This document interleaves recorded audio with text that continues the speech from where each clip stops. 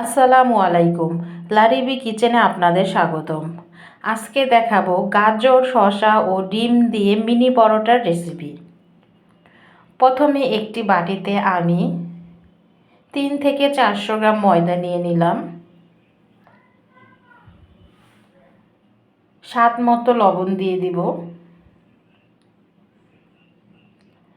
পরিমাণ মতো পানি দিয়ে আমি ময়দাগুলো ভালো করে মিশিয়ে নেব।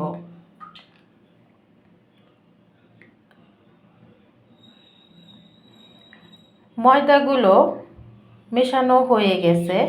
এখানে আমি ময়দাটা বেশি ভারীও রাখিনি, বেশি পাতলাও রাখিনি, আপনারা দেখেই বুঝতে পারছেন। এখন আমি একটি কড়াইতে ময়দাগুলো দিয়ে ভালো করে কয়েকগুলো রুটি বানিয়ে নেব।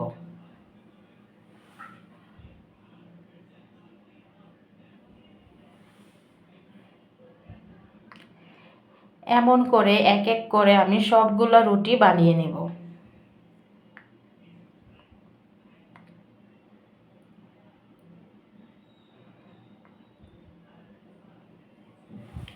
আমার রুটিগুলো বানানো হয়ে গেছে। এখন আমি রুটিগুলো ঠান্ডা হওয়ার জন্য রেখে দেব। এখন অপর একটি কড়াইতে সামান্য পরিমাণ তেল দিয়ে দিলাম, 2টা ডিম দিয়ে দিলাম। ডিমগুলো ভালো করে নেড়ে চেড়ে দিলাম। এখন এর মাঝে দিয়ে দেব গাজর কুচি, পরিমাণ মতো লবণ, 1 চামচ গোলমরিচের গুঁড়া দিয়ে দিব, দিয়ে ভালো করে ভাজতে হবে। এখন দিয়ে দিব শসা কুচি।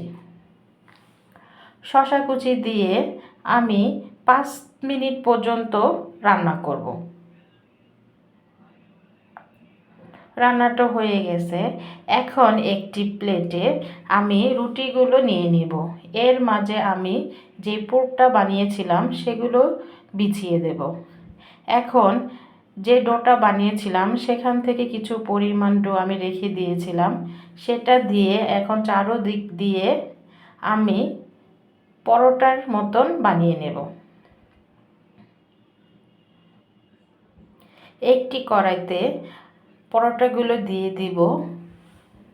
সামান্য পরিমাণ তেল দিয়ে পরোটাগুলো ভাজতে হবে। এক পাশ হয়ে গেলে আরেক পাশ উল্টিয়ে ভালো করে ভাজতে হবে। এমন করে আমি বাকি সব পরোটাগুলো ভেজে নেব।